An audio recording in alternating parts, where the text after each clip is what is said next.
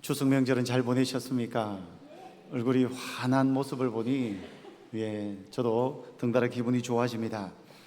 오늘은 산상수훈 말씀 중에서 지난주에 다루었던 주제이죠. 간음이라는 주제를 조금 더 확장해서 동성애와 관련된 이야기를 조금 나누려고 합니다. 산상수훈 마태복음 5장 내용을 차근차근 살펴가는 중에 갑자기 본문을 창세기로 바꾸었는데, 간음을 다루면서 동성애를 한번 여러분들과 나누지 않으면 다음번에 기회를 잡기가 쉽지 않겠다 싶어서 오늘은 산상수훈 간음 2탄이라 생각하시고 말씀을 들으시면 하나님께서 주시는 은혜가 있을 줄로 믿습니다. 포괄적 차별금지법이라는 단어를 들어보셨습니까? 차별금지법, 단어 자체는 매우 아름다운 표현입니다. 차별을 금지하겠다는 내용이죠. 실제 차별금지법이 발의된 발의안을 보면 이런 내용들이 있습니다. 국가나 인종이나 성별이나 나이나 언어나 장애에 의해서 어느 누구도 차별을 받지 않도록 하겠다는 내용이 기록되어 있습니다. 굉장히 좋은 내용이죠. 굉장히 추구할 만한 내용입니다. 가장 최근 국회에서 발의된 차별금지법 법안을 보면 총 57개의 조항으로 발의가 되어 있습니다. 포괄적 차별금지법은 지금 현재 22대 국회에서도 22대 국회가 우선적으로 다루어야 할 입법 정책 과제로 포괄적 차별금지법을 생각하고 있고 몇 국회의원들이 발의를 준비하고 있습니다. 그런데 단어 자체는 너무나도 좋은 차별금지법 안에는 몇 가지의 독소 조항이 있습니다. 독소 조항은 성적 지향, 성전환에 있어서도 차별을 하면 안 된다는 것입니다. 성적 지향, 동성애를 이야기하는 거죠. 성전환 수술을 하고 트랜스젠더가 되는 것입니다. 남자가 여자가 되는 것이고 여자가 남자가 되는 것입니다. 엄마 아빠에게 태어날 때 부여받은 고유의 성이 아니라 내 스스로 이 땅을 살아가면서 성을 바꾸겠다는 것입니다. 이것이 합법화되는 것입니다. 그리고 남자와 남자가 사랑하고 여자가 여자가 사랑하며 성적 행위를 해도 법적으로 아무런 차별을 두지 않고 안전하게 그들을 보호해 주는 법이라고 할 수 있습니다. 보통 성적 지향과 성전환 차별금지법이 통과가 되면 연이어서 다른 법이 발의가 되는데 주로 이런 내용들입니다. 동물성애, 동물과 성관계를 갖는 거죠. 그 다음에 소아성애, 아이를 대상으로 저지르는 성범죄입니다. 실제 차별금지법이 통과된 나라들에서는 동물성애와 소아성애 법 통과를 위해서 계속 운동을 펼치고 있는 것이 사실입니다. 그래서 이 법안이 통과가 되면 세 가지 종류의 성이 생기는 거예요. 남성, 여성, 그 다음에는 그 외에 분류할 수 없는 성, 특정하진 않지만 모든 성을 다 포함한다는 것입니다. 그래서 우리가 흔히 듣는 화장실도 남녀 구분이 모호해지게 됩니다. 실제 차별금지법을 가장 강력하게 시행하고 있는 캐나다 같은 경우에는 학생들 사이에서 남자가 여자 화장실에 들어가고 여자가 남자 화장실에 들어가서 불편함과 불쾌함을 표출했다가 학생들 사이에서 고소 고발 사건이 종종 발생하고 있습니다. 왜 성을 차별하냐는 거죠. 지금 아직 우리나라에서는 있을 수가 없는 문화인데 차별금지법 안에는 이런 독소 조항들이 포함이 되어 있습니다. 사실 대한민국 헌법에는 이미 차별을 금지한다는 내용들이 많이 포함이 되어 있습니다. 헌법 제11조에도 성별 차이를 금지하고 있습니다. 뿐만 아니라 장애인 차별이나 인종 차별이나 다양한 종류의 차별이 이미 금지되어 있는데 혹 더욱더 차별을 철저하게 금지하여 공정 공평한 세상을 만들고 싶다면 기존에 있는 헌법들을 더 세부적으로 더 폭넓게 수정 변경을 하면 됩니다.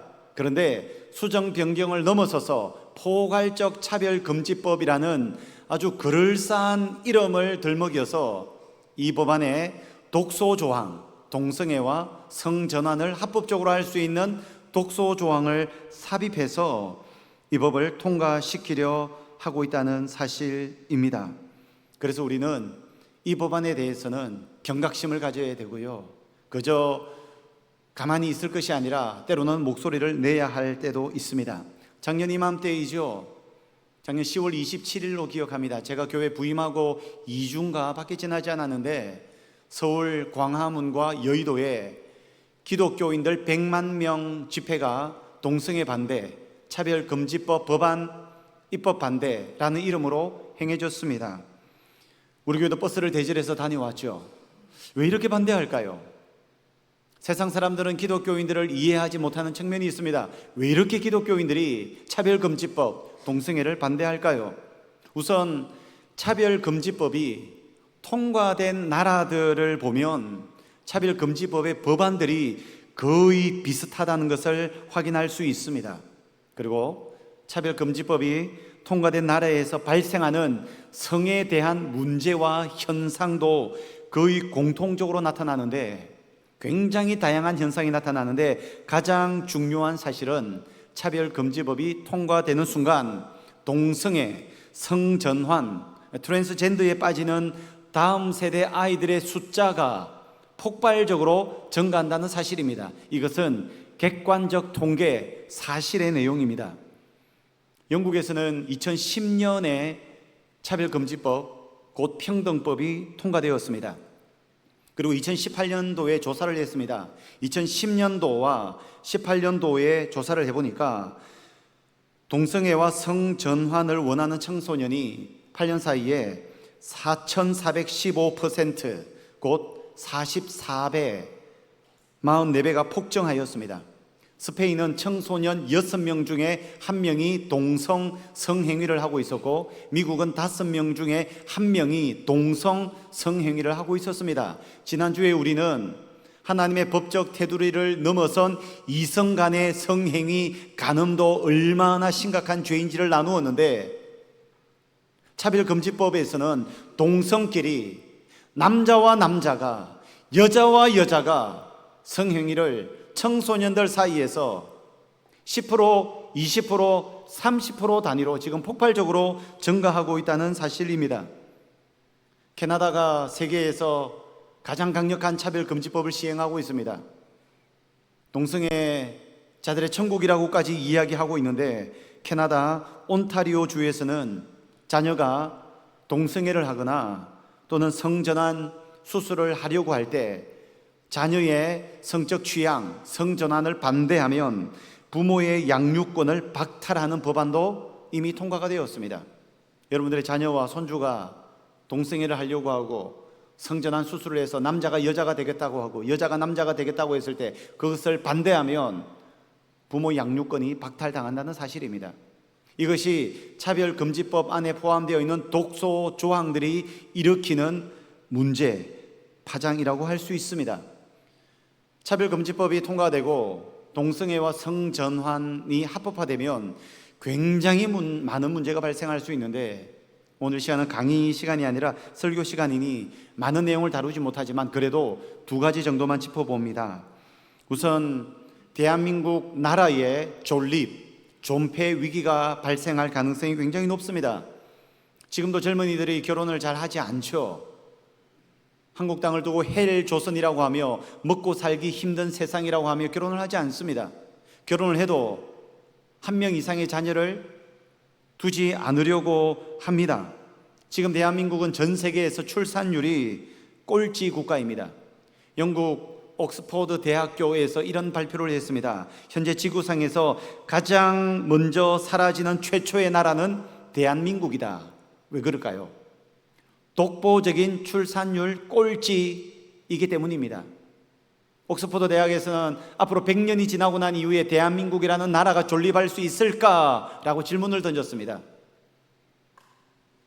지금 현재 2025년 대한민국 군인 수가 45만 명입니다. 불과 6년 전 2019년도에 대한민국 군인 수가 56만 명이었습니다. 6년 사이에 군인 수가 남자 20대 군인 수가 11만 명이 6년 만에 줄었습니다. 누가 그러더라고 2040년이 되면 20만 명까지 떨어질 거라고. 그러면 나라의 안보는 누가 지킵니까? 이 심각한 출산 위기 이때에 동성애까지 합법화되고 성전환까지 발생을 하게 된다면 출산율이 낮은 데다가 다음 세대가 영향을 받아 대한민국의 미래는 참으로 참담한 현실을 마주할 수밖에 없을 것입니다. 질병과 관련해서 살펴보아도 동성애는 매우 심각한 문제를 초래합니다. 영국 공중보건국은 동성애자, 특히 남자 게이들의 성행위의 특성을 학문성관계라고 뽑았습니다. 학문성관계는 남자 동성애자들이 거의 예외 없이 행하는 성적 일탈입니다. 여러분, 학문은 배설기관이지 성애기관이 아닙니다. 문제는 남성들이 서로 사랑하는데 사랑을 표출할 수 있는 방법이 없다 보니 남성들이 할 수 있는 성관계가 학문 성관계인 것입니다. 그로 인하여 학문 암의 발생 빈도가 보통 사람보다 17배 이상 높다고 합니다. 그것보다 더 심각한 것은 에이즈 문제이죠. 실제 한국질병관리청, 이것은 여러분 홈페이지를 통해서 확인해 보실 수도 있습니다. 한국질병관리청 통계에 의하면 에이즈 감염자 중에 93.5%가 남자입니다. 여자는 6.5%밖에 되지 않습니다. 그러니까 100명이 한 해에 에이즈에 걸렸다면 그 중에 거의 94명이 남자이고 6명이 여자라는 겁니다. 왜 이렇게 남자가 독보적으로 많은 에이즈에 걸리게 될까요? 대부분의 전문가들은 거의 확언합니다. 바로 남자들의 학문 성관계를 통하여 에이즈에 감염되었다는 것입니다. 10대 에이즈 환자들을 조사해 보니까 92.9%가 동성애로 인해 에이즈에 감염되었다는 보고가 있습니다. 심각한 질병을 초래하고 있는 거죠. 그들은 즐겁다고, 본능을 따른다고, 쾌락을 누리고 싶다고, 자유를 달라고, 법적으로 안전하게 테두리 쳐달라고 이야기를 하지만 그것에 대한 결과는 이성 간의 간음보다 훨씬 더 치명적인 문제가 발생한다는 사실입니다. 제가 지금 여러분들에게 대한민국의 존폐 위기, 출산율, 그리고 질병에 관해서만 잠깐 말씀을 드렸지만 여러분, 이 법안이 통과가 되고 동성애가 합법화가 된다면 우리가 감당할 수 없는 문제가 발생할 수 있습니다. 여러분들에게 책을 한 권 소개해 드리겠습니다. 화면 한번 띄워봐 주시죠. 제가 책도 가지고 왔는데 우리 아이 꼭 지켜줄게 라는 책인데요, 김용준 변호사인데 한국 변호사이면서 영국 변호사이고요, 입법정책 전문가, 법학 박사인데 5,000개의 주석을 달았습니다. 여기에 제가 이 책을 처음부터 끝까지 보았는데 너무 충격을 받았어요. 정말 객관적 내용들을 가지고 우리 다음 세대에 차별금지법을 통과시켰을 때 무슨 일이 발생할지에 대해서 매우 자세하게 적나라하게 설명하고 있는데 정신이 확 들더라고요. 여러분, 기회가 되시면 꼭 한번 사서 읽어보시고 필요하신 분은 제가 빌려드릴 수도 있습니다. 우리는 조금 경각심을 가질 필요가 있습니다. 요즘 젊은이들은 자녀를 키우면서 내 아이가 혹시 동성애자는 아닐까라는 걱정을 합니다. 아마 연세 드신 분들은 그런 걱정을 하며 자녀를 키우지는 않았을 것 같아요. 혹시 얘가 좀 성적으로 문란해질까 이런 걱정을 했을지 모르겠지만 내 자녀, 내 새끼가 동성애자는 아닐까 이런 걱정은 안 하셨을 겁니다. 하지만 저 세대만 해도, 저의 또래만 해도, 젊은 세대들만 해도 자녀가 태어나면 이 자녀들이 동성애자가 되지는 않을까 걱정을 하며 살아야 되는 세대가 되었습니다. 제가 동성애에 대해서 관심을 많이 가지고 동성애 반대도 많이 하고 하다 보니까 관심을 많이 가지잖아요. 아이가 태어났고 저희 아이들이 어릴 때에, 자랄 때에 혹시 이 아이가 남자를 좋아하면 어떻게 하지라는 걱정을 많이 했습니다. 그리고 막상 키우다 보니 이 애가 엄마보다 아빠를 더 좋아해요. 근데 그게 고맙고 좋기도 한데 왜 남자아이가 엄마보다 아빠를 더 좋아하지? 이게 불편하더라고요. 그러다가 중학교 가서 이 아이가 좋아하는 대상이 생겼습니다. 근데 그 좋아하는 대상이 여자라는 사실에 얼마나 감사하고 하나님 앞에 감격했는지 모릅니다. 그게 지금 현재 다음 세대를 키우고 있는 부모들의 마음이고요, 지금 자녀들을 출생하여 앞으로 자녀들 키워야 할 우리 젊은 세대들이 직면한 현실입니다. 여러분들이 자녀를 키웠던 세대와는 너무나도 다른 세대, 이 법안이 통과가 되면 우리는 무시무시한 세상 속에 살아가야 할지도 모릅니다. 차별금지법은 성경적으로도, 이거는 독소 조항이고 성경적으로도 우리가 찬성할 수 없는 법안입니다. 창세기 3장을 보시면 아담과 하와의 타락 이야기가 기록되어 있죠. 작정하고 창세기를 읽어나가면서 창세기 3장의 아담과 하와 타락 이야기를 읽다 보면 이런 질문이 생깁니다. 하나님은 왜 선악과를 만드셨을까?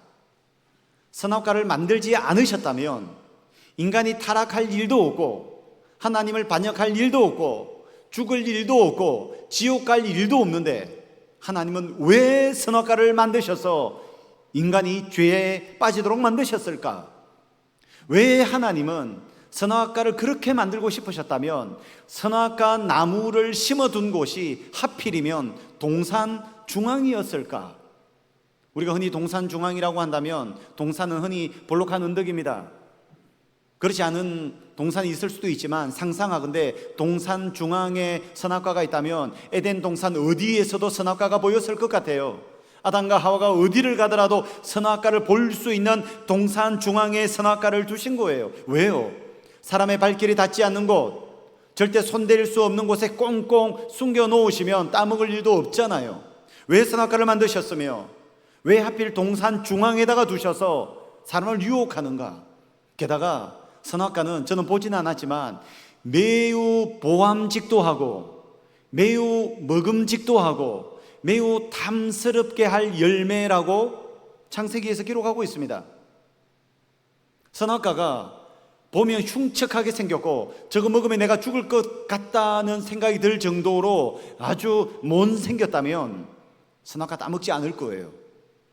그러니 이런 질문들이 생기는 겁니다. 하나님은 왜 선악과를 만드셨으며 왜 동산 중앙에 두셨으며 왜 먹음직하고 보암직하고 탐스럽게 생긴 선악과를 만드셔서 마치 낚시꾼이 바늘에 미끼를 끼워서 지렁이가 향기를 내뿜으면 물고기가 콱 물어버리면 그만 횟감이 되잖아요. 그것처럼 하나님은 인간을 잡기 위해서 올무를 설치해서 인간을 잡아들여서 인간을 괴롭히고 죽이고 지옥에서 영원 형벌 받는 것을 보면서 좋아하시려고 인간을 만드셨나? 선악과를 만드셨나? 안 만들면 그런 일이 없지 않겠나? 이런 생각이 우리의 생각 속에 들 수 있습니다. 하나님은 어떤 심정으로 선악과를 만드셨을까요? 저도 어릴 때 물고기만 잡은 게 아니고 참새 사냥도 했습니다. 여러분 참새 잡아보셨어요? 따뜻한 봄이 되면 참새들이 집 마당에 날아듭니다. 근데 저거를 잡아서 한번 먹어야 되겠어요. 근데 제가 아무리 재바르게 뛰어가도 참새를 절대로 못 잡습니다. 근데 참새 잡는 법이 있죠. 자, 그림을 한번 보여드릴게요. 그림 한번 보여주시죠. 제가 어디 인터넷에서 본 건데 저 뒤에 초가지만 아닐 뿐이지 딱 저 모양으로 참새를 잡습니다.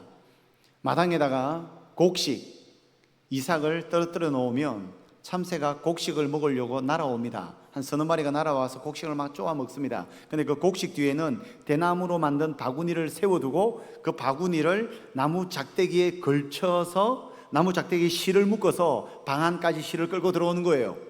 그리고 참새가 날아오기를 기다렸다가 참새가 그 자리에 앉아서 곡식을 쪼아 먹는 순간 실을 잡아당기면 저 나무 막대기가 넘어지고 바구니가 참새를 덮어버립니다. 그러면 참새를 쉽게 잡을 수 있습니다. 그렇게 해서 저는 실제 참새를 잡았고 참새 고기가 저를 키웠습니다. 참새 고기를 잘 먹었습니다. 그 참새가 날아왔을 때 그 곡식을 먹고 있을 때 그 나무 작대기에 매달려 있는 실을 잡아당길 때에, 참새를 덮칠 때에 얼마나 기분이 좋은 줄 알아요? 얼마나 마음이 막 조마조마하고 막 아드레날린이 막 폭발한다고, 도파민이 폭발한다고 하죠. 얼마나 기분이 좋은 줄 몰라요. 만약에 저 같은 사람이 하나님의 역할이었다면 인류는 비참했을 겁니다. 하나님께서 선악과를 만들어 놓고, 쟤들이 이거 안 따먹으면 어떻게 하지? 쟤들이 안 걸려들면 어떻게 하지? 쟤들이 이거 따먹고 해서 내가 쟤들을 멸망시켜야 되는데, 쟤들에게 고통을 줘야 되는데, 죽음을 안겨다 주어야 되는데, 지옥에서 펄펄 끓는 지옥 불에서 고통당한 것을 봐야 되는데, 하나님이 그러셨다면 우리 인생이 얼마나 비참하겠습니까? 하나님은 과연 올무를 설치해 놓고 인간이 죽기를, 타락하기를 기다리시면서 선악과를 만드셨을까요? 선악과를 만드신 이유에 대해서 여러 의견들과 해석들이 있지만, 가장 확실한 정확한 대답은, 하나님이 선악과를 만드신 이유는 인간이 선악과를 볼 때마다 자신이 피조물이라는 것을 알게 하기 위한 장치였다는 것입니다. 선악과를 볼 때마다 나는 하나님에 의해서 창조되었고 나의 창조주가 계신다, 나의 주인이 계신다, 나의 주인께서 나를 창조하셨고 나는 피조물이며 하나님께서 저 선악과를 따먹지 말라고 명령하셨고, 하나님의 말씀을 어기고 위반하면 죽음이 찾아오게 될 것이고 영원 형벌을 받게 될 것이다. 그러므로 나는 하나님을 믿고 하나님을 따라야 한다. 그러니까 동산 어디를 가서라도 선악과를 보면서 하나님을 인식하는 거예요. 하나님을 만나는 거예요. 하나님을 발견하는 거예요. 하나님 안에 자기가 있다는 것을 깨닫는 거예요. 곧 선악과는 하나님을 만나는 길이었습니다. 하나님을 발견하는 장치이자 도구였다는 것입니다. 만약 하나님께서 선악과를 두지 않으셨다면 인간은 교만해질 가능성이 매우 높습니다. 왜냐하면 인간은 특별하게 지음받았거든요. 다른 피조물들과 다르게 하나님의 형상으로 지음을 받았거든요. 그뿐입니까? 세상을 다 창조하시고 난 이후에 하나님은 이 땅을 통치할 수 있는 대리 통치자로 인간을 세워주셨습니다.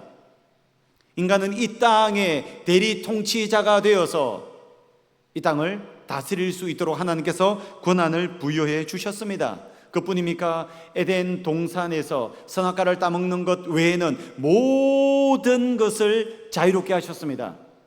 완전한 자유를 주셨죠. 선악과 따먹는 것만 금지되었고 모든 자유를 주셨습니다. 너무 큰 권한, 권리였습니다.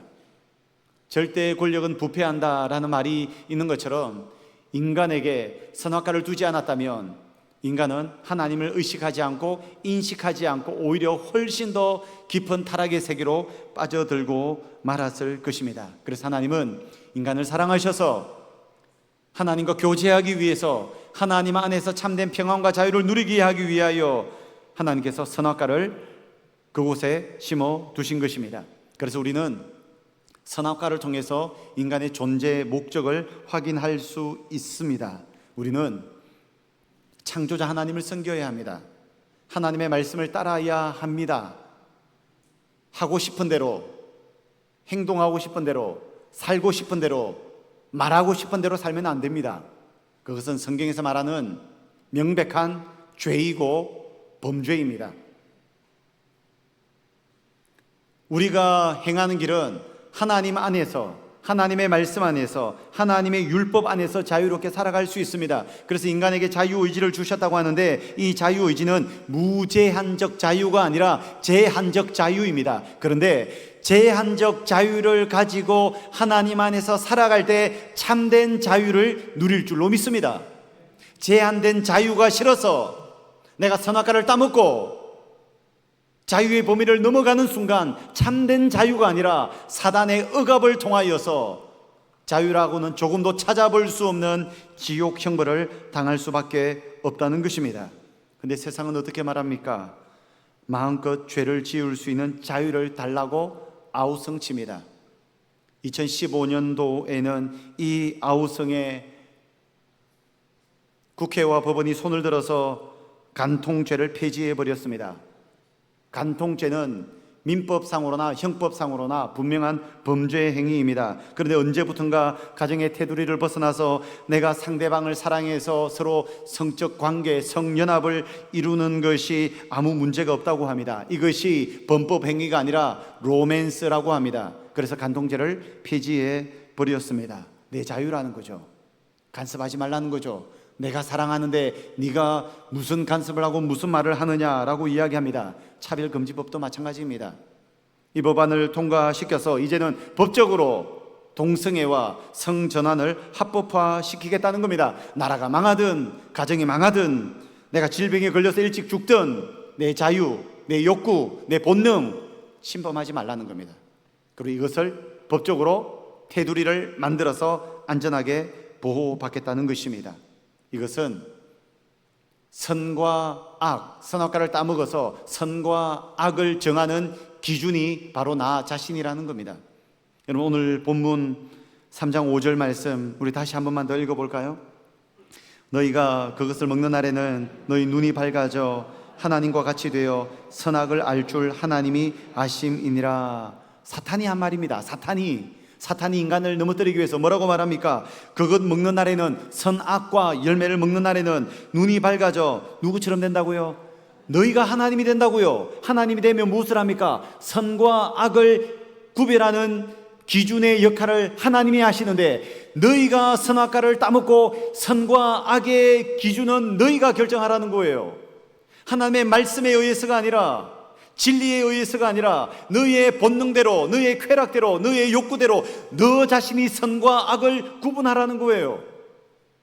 사단이 아담과 하와를 넘어뜨릴 때 했던 메시지입니다. 그런데 이것이 지금 오늘날의 차별금지법을 통하여 동성애가 합법화되려고 하는 시도가 바로 여기에 있는 것입니다. 성경에서 말하는 진리, 사람들이 말하는 죄의 문제가 아니라 이 문제는 너희의 자유, 너 마음대로 하라는 거예요. 더 이상 악을 악이라 말할 수 없도록 만들어버리는 거예요. 선과 악의 기준에 사람이 올라가는 것이고 하나님의 자리를 침범하여 사람이 그 자리에 서는 것입니다. 그래서 차별금지법을 통과시켜서 동성애와 성전환이 합법화되는 것은 사단이 아담과 하와를 넘어뜨리는 것과 똑같은 행위라고 할 수 있습니다. 그래서 여러분, 우리는 이 차별금지법을 잘 알아야 돼요. 여러분, 바깥에 지나가는 사람들에게 차별금지법에 대해서 이야기하면 대부분의 90%의 사람이 차별금지법을 찬성한다고 합니다. 그런데 차별금지법 안에 들어있는 독소조항, 동성애와 같은 독소조항들을 차근차근 설명해주고 이 법에 대해서 어떻게 생각하느냐라고 묻는다면 80%가 반대한다고 합니다. 그러니까 몰라서 당하는 거예요. 몰라서 망하는 거예요. 그래서 차별금지법이 통과된 나라의 사람들이 전부 다 말하잖아요. 여러분, 유튜브에 얼마나 많이 나옵니까? 제발 이 법을 금지시키라고, 통과되고 나면 돌이킬 수 없으니 빨리 깨달으라고 이야기를 하잖아요. 동성애자들이 차별금지법을 주장하면서 가장 많이 사용하는 단어가 인권입니다. 인간의 권리를 누리게 해달라는 겁니다. 내 인권을 위해서 내 육체적 본능과 쾌락을 즐기는 것이 내 인권인데 이것을 법적으로 합법화시켜달라는 겁니다. 그런데 여러분, 진짜 인권이 뭡니까? 죽음의 길을 달려가는 사람에게 그 길의 끝은 죽음이라고 말해주는 게 인권 아닙니까? 그 길로 달려가면 현세에서나 내세에서나 멸망에 이르게 된다고 목소리를 내는 것이 진짜 인권이 아닙니까? 정말 그 사람을 사랑하고 인간의 권리로서 정말 그 사람을 존중한다면 아닌 것을 아니라고 말해줄 수 있어야 합니다. 그런데 우리가 아니라고 말하는 것을 듣기 싫어합니다. 기독교인들이 차별금지법을 반대해야 하는 진짜 이유가 있습니다. 차별금지법을 막지 못하면 크게 두 가지 문제가 발생합니다. 첫 번째는 죄의 보편적 정당화. 죄가 보편적으로 모든 사람에게 정당화된다는 겁니다. 죄가 더 이상 죄로 여겨지지 않는다는 것입니다. 둘째, 죄의 합법적 확산화. 죄가 정당화만 되는 것이 아니라 넓게 많은 사람들에게 다음 세대에게 확산된다는 것입니다. 동성애의 무서움은 개인 성적 취향으로 끝나지 않습니다. 개인 일탈로 끝나지 않습니다. 자신의 동성애 죄가 아니라고 말하며 정당화합니다. 죄에 대한 정당성을 보편적으로 부여하는 거죠. 그리고 동성애를 죄라고 말하면 법적 제재를 가해서 문제를 삼습니다. 전 세계에서 동성애 차별금지법 통과된 나라들에서 목회자들이 레위기에 나오는 동성애에 대한 이야기나 소돔과 고모라 이야기, 사사기에 나오는 이야기, 성경 말씀을 진리대로 전할 수가 없습니다. 왜요? 법적으로 막아놓았기 때문에 이것을 전하면 목사가 불법을 저지르게 되는 거예요. 죄를 보편적으로 정당화합니다. 더 큰 문제는 무엇인 줄 아십니까? 이것이 법적으로 통과가 되면 남성, 여성 외에 분류할 수 없는 그 외에 제3의 성이 있기 때문에 공교육에서 의무적으로 동성애에 대해서 가르치게 되어 있습니다. 실제 미국이나 캐나다나 호주나 영국이나 스페인이나 이 동성애가 통과된 나라들의 공교육에서는 의무적으로 제3의 성을 가르치도록 되어 있습니다. 다음 세대가 아무런 제한 없이 동성애와 같은 죄악에 노출되고 있고, 그 노출의 결과가 무엇입니까? 이미 10년, 20년, 수십 년간 차별금지법을 통과시킨 나라들에 발생하고 있는 다음 세대의 폭발적인 동성애자 증가가 현실이라는 사실입니다. 그뿐입니까? 이 죄를 확산화하죠.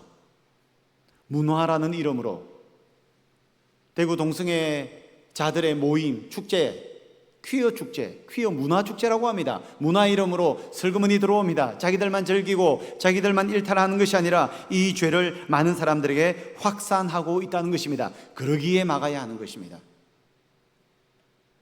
요즘은 식당에서 담배 못 피죠. 직장 내에서 담배 못 피죠. 왜 그렇습니까? 간접 흡연이 그만큼 치명적이기 때문에 법적으로 금지시켰습니다. 근데 동성애는 흡연과 비교가 되지 않아요. 다음 세대를 망칩니다. 가정을 무너뜨립니다. 나라가 망할 수밖에 없습니다. 저는 이 차별금지법을 발의하는 정치인들에게 진짜 물어보고 싶어요. 정말 이 법이 어떤 법인 줄 알고 이 법의 결과가 어떤 영향을 미칠지 알고 이 법안을 발의하십니까? 이 법안을 발의하는 의원이 아들이 있습니다. 그런데 이 아들이 결혼하겠다고 예비 며느리를 데리고 왔습니다. 그런데 예비 며느리가 예쁜 딸이 아니라 건장한 남자를 데리고 왔어요. 그러면 이 법안을 발의하는 그 의원은 아이고 내 아들 참 장하네. 너에게는 자유가 있어. 너 하고 싶은 대로 해. 그 결혼 내가 찬성한다. 정말 그렇게 말할 수 있을까요? 자기에게 딸이 있는데 결혼하겠다고 예비 사위를 데리고 오는데 건장한 남자가 아니라 예쁘장한 여자를 데리고 왔어요. 정말 자기 딸을 예쁜 여자에게 시집 보낼 수 있을까요? 결국은 궁극적으로 이런 것에 대한 합법화를 이루어주는 법안인데 당장 몇 표 얻겠다고 소수자들을 위한다고 이런 법안을 발의한다는 것이 저는 도무지 이해가 되지 않습니다. 여러분 오해는 하지 마시길 바랍니다. 제가 지금 어떤 정치적 노선에서 여러분들에게 설교하는 것은 절대로 아닙니다. 저는 보수편도 아니고요, 진보편도 아니고요, 저는 하나님 편이에요. 저는 제 편이에요. 제가 절대로 정치적 노선에서 말씀드리는 것 아닙니다. 지난 2020년 전라북도 의회 본회의에서 포괄적 차별금지법 제정 촉구 건의안이 상정되었습니다. 그러니까 빨리 차별금지법을 통과시켜 달라는 의안입니다. 이 의안은 군산시의회에서 만장일치로 통과되어서 전라북도 의회에 올라온 안건인데 투표를 했는데 부결되었습니다. 이 의안이 여의도로 올라가지 않은 거죠. 근데 부결을 위해 가장 큰 공헌을 하신 분이 계십니다. 투표를 하기 전에 어떤 한 의원이 나와서 이 차별금지법이 우리 사회에 미치는 부정적 영향에 대해서 조목조목 설명을 했는데 그 설명에 설득당해서 그 자리에 앉아있던 의원들이 반대표를 던져서 부결된 거예요. 밑에 시의회에서는 만장일치로 올라왔는데, 그러니까 모르니까 통과시키는 거예요. 근데 그 부결을 위해서 가장 큰 공헌을 하신 분이 민주당의 나인권 의원입니다. 알고 보니까 이분이 김제 세순교회 장로님이셨어요. 지금도 유튜브 나인권 의원 검색해 보시면 바로 나옵니다. 그때 이분이 어떤 내용으로 반대했는지 내용이 전부 다 나와 있습니다. 제가 몇 번이나 들어보았습니다. 제가 말씀드리는 차별금지법 반대는 이거는 정치적 노선의 문제가 아닙니다. 어떤 나의 개인의 이익의 문제가 아닙니다. 이것은 국가적 존폐의 문제이고 우리 가정의 문제이고 교회의 문제이고 이 땅의 하나님 나라의 문제입니다. 그래서 우리는 어떤 정치적인 노선에서 이 이야기를 하는 것이 아니라 교회 다니는 성도라면, 하나님의 백성이라면 이 땅이 동성애가 합법화되는 나라가 되도록 우리는 만들면 안 됩니다. 여러분, 지난주 산상수훈 5장을 통해서 우리는 간음에 대해서 살펴보았습니다. 지난주 잠깐 언급해드렸지만 하나님께서